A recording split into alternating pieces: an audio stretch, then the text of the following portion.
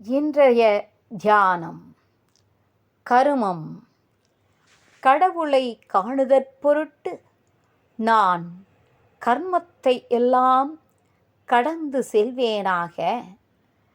Cinema படம் என்பது நிழல், வெளிச்சம் ஆகியவைகளின் அசைவு.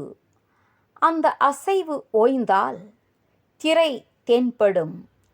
இயற்கையின் கருமம் என்பது சத்துவம், ரஜஸ், தமஸ் ஆகியவைகளின் அசைவு. அந்த அசைவு ஓய்ந்தால் இறைவன் தென்படுவார்.